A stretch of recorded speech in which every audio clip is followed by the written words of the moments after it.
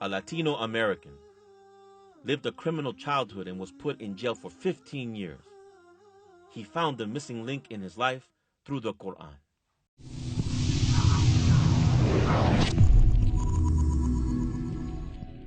أن تخرج من ضيق الظلماء إلى النور، أن تولد ثانية والماضي مغفور، لحظة أن تشعر بالله في قلبك يقذف بهدى، هذا ما لا يدركه وصف وشعور. يا الله إني ناديتك وسعيت، إني استهديتك فهديت، بالقرآن أنرت طريقي. يا الله يا الله. Assalamu alaikum. My name is الحسيب Lopez. I'm originally born and raised in Chicago, Illinois. I'm 38 years old. I'm married. I have 3 kids, 2 girls and a boy, alhamdulillah. My older brother, who's 8 years older than myself, through time in my life, he became like my idol. دخلت السجن وعمرك 15 سنة، وهذا السن سن صغير على دخول السجن. إيش اللي عملته عشان تدخل السجن وأنت في هذا العمر؟ As a kid, being the follower of my brother, who was just a very bad person, and in his early 20s and moving forward, he became like a #1 drug trafficker in America. Something had happened towards my brother in reference to his business, and his business was in the drug industry, the illegal drugs. And so I took advantage of that, an opportunity to prove to him that I can take care of business for him. So I planned for about 2-3 months, and I committed a crime.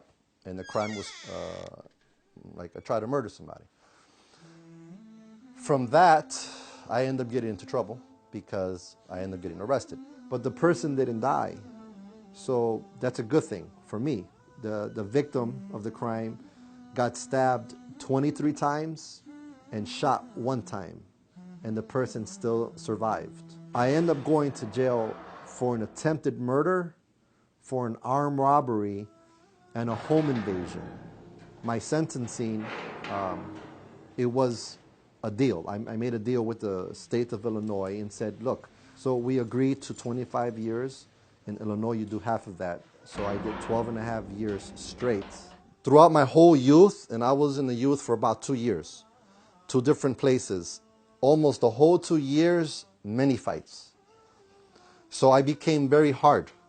My heart became very hard, very cold, and I was 15 age, but I had to grow up, really quick. From the juvenile to the adult facility, I got transferred as soon as I turned 18.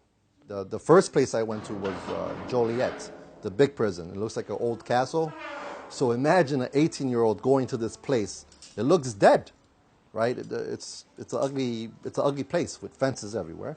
While in prison, the journey of my life in reference to finding myself spiritually began. That was something that, because I knew it, and that's something that I had growing up, that's the first thing I linked to.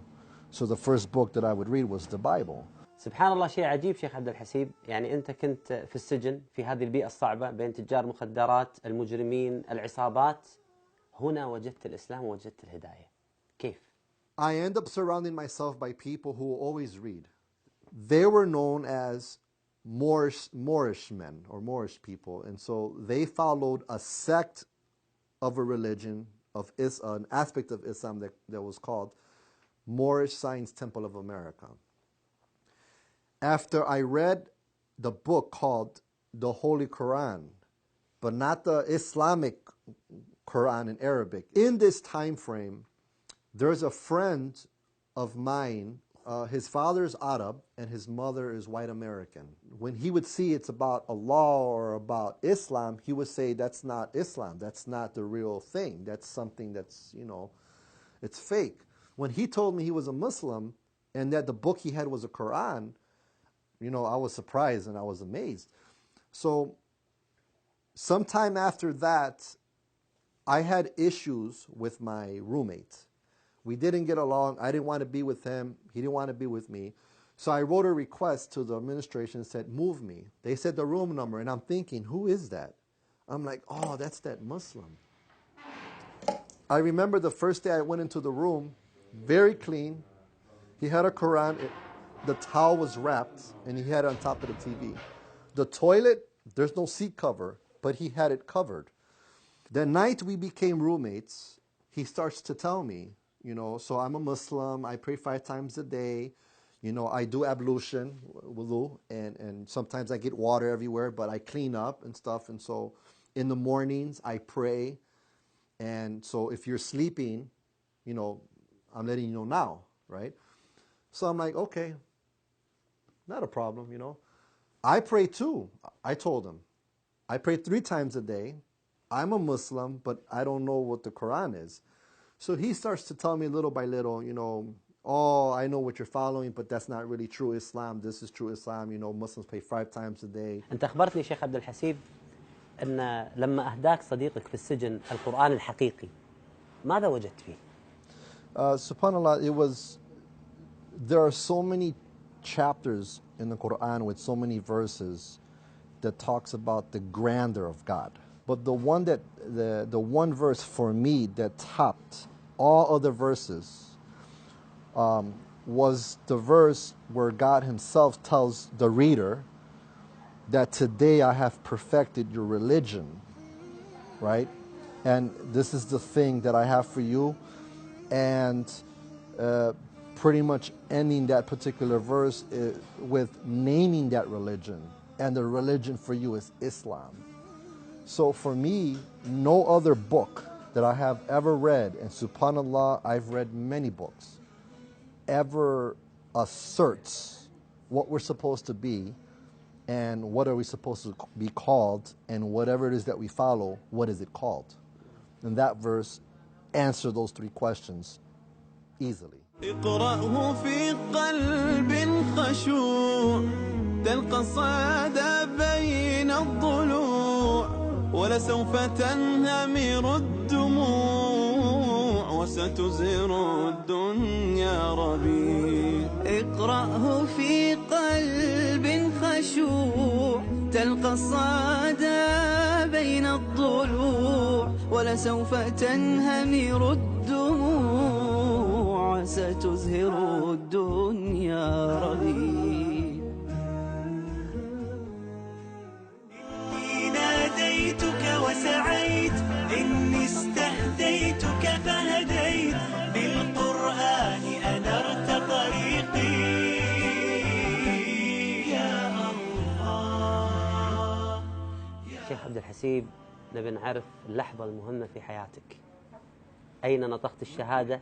وحدثنا عن هذا اليوم. With the help of my roommates, somehow he conveyed to the imam, this brother, he wants to be Muslim. In that time, I remember reading about it, the Shahadatan, you read about it. But when I said it, even though I didn't understand it, I knew that it was something big in my life. That feeling was the best feeling, subhanAllah. So I'm coming out of prison, alhamdulillah, as a Muslim. And the one thing that I was anticipating the most was, having a Muslim sister, right? And so I would have never imagined, let alone being Muslim, to find a woman that's Muslim. There was a sister who was a Muslim who knew me, and she told me, I have somebody for you. At that time, I had literally wrote out requirements, many of them, 11 different requirements. And I told myself when I was writing this out, not one woman on this planet is going to have all 11. And so I met her, we talked. I told her my intention, I'm looking for a wife, and maybe you could be her. So, this is who I am. This is my past. This is what I want, and this is where I want to be. 12 days within that honeymoon period, I get arrested, right? And so in that arrest, I got released on bond the next day.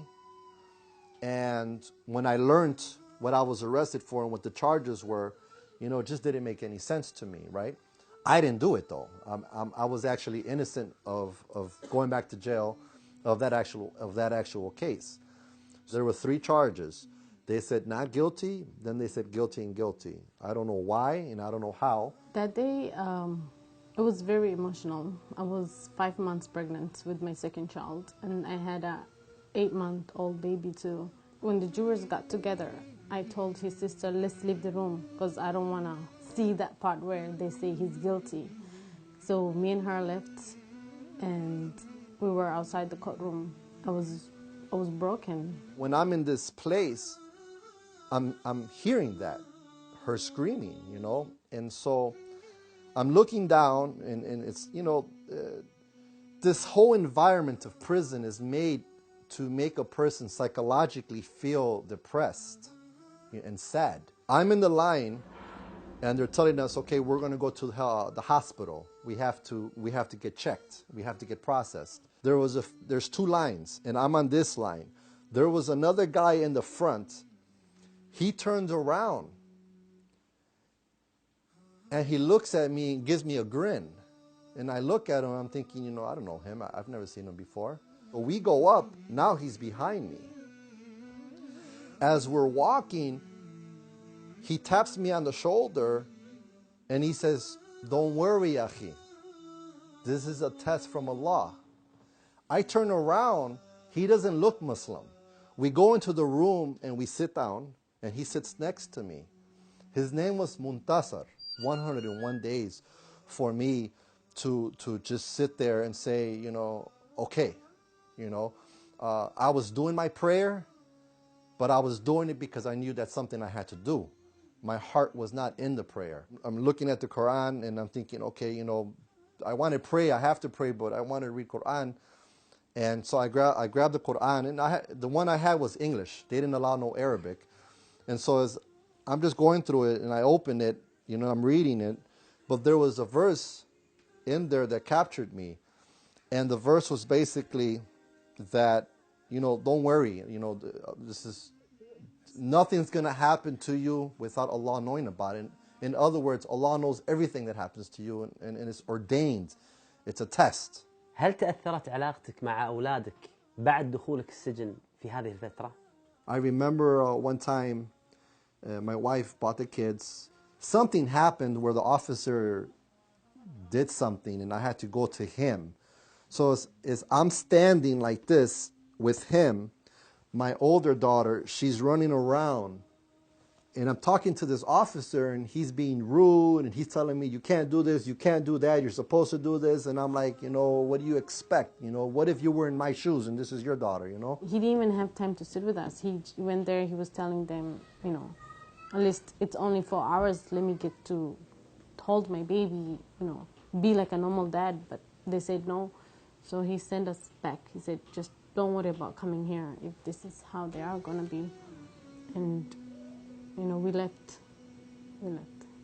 My wife was the backbone. My wife was very strong. And she would ignore, you know, I told her, don't come on her, she'll come anyways, you know. And she'll always say, you know, sabr, you know, be patient. You know, it's a test. Not only for you, Abdul Hasib, it's a test for me. It's a test for everybody, you know. So,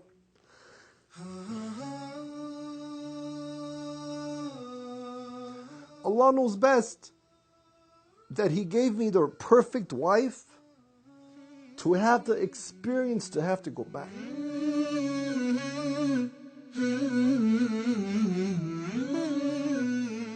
مريت بابتلاءات كثيرة، وهذا الابتلاء العظيم اللي أنت مريت فيه أريد أن أعرف وكلنا نعرف ماذا تعلمت من هذا البلاء. SubhanAllah, you know, the reality that without Allah, we're nothing. At the end of the day, we're nothing. Okay?